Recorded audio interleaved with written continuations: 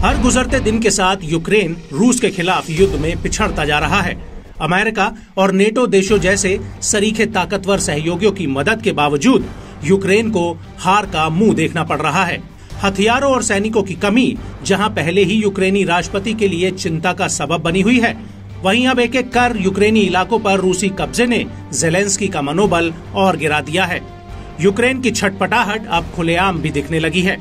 रूस ने एक बार फिर से अपना आक्रामक रुख दिखाते हुए यूक्रेन पर जबरदस्त वार किया है।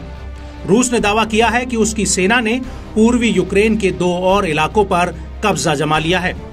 न्यूज एजेंसी AFP के मुताबिक रूसी रक्षा मंत्रालय ने बताया कि सेना ने खार्किव इलाके के कोटलियारिवका गांव और डोनेस्क के सोलोवियोव गांव पर कब्जा कर लिया है।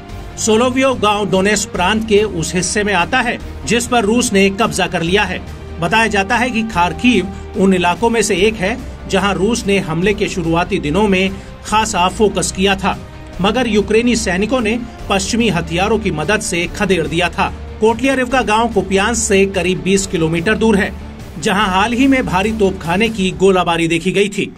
खास बात है कि साल 2022 में रूसी राष्ट्रपति व्लादिमीर पुतिन ने यूक्रेन के 4 इलाकों पर कब्जा किया, खेरसोन, ज़ैपोरिज़िया, लुहांस्क और डोनेस्क।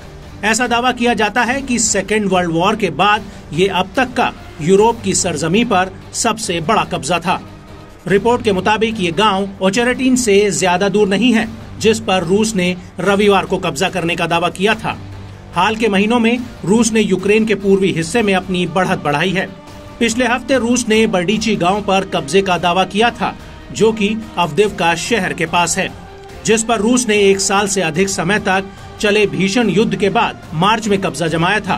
पिछले महीने रूस ने पूर्वी यूक्रेन के अहम शहर चासीवियर के पास बोहदानिवका गांव पर कब्जा करने का भी दावा किया था। गौरतलब है कि पिछले कुछ महीनों में यूक्रेनी सेना फ्रंटलाइन पर रूस का मुकाबला नहीं कर पा रही है, लगातार यूक्रेनी इलाकों पर से अपना कब्जा खोती जा रही है। ऐसा दावा किया जा रहा है कि अमेरिकी मदद की सुस्त रफ्तार ने यूक्रेन को कई मोर्चों पर पिछड़ने पर मजबूर कर दिया है। हथियारों और गोला बारूद की कमी के चलते यूक्रेन को रूस के सामने कई अहम इलाकों पर आत्मसमर्पण करना पड़ रहा है। यूक्रेनी राष्ट्रपति ही नहीं, बल्कि यूक्रेन के कमांडर इन चीफ के हालिया बयानों से साफ है कि यूक्रेन रूस के खिलाफ युद्ध में काफी संघर्ष कर रहा है।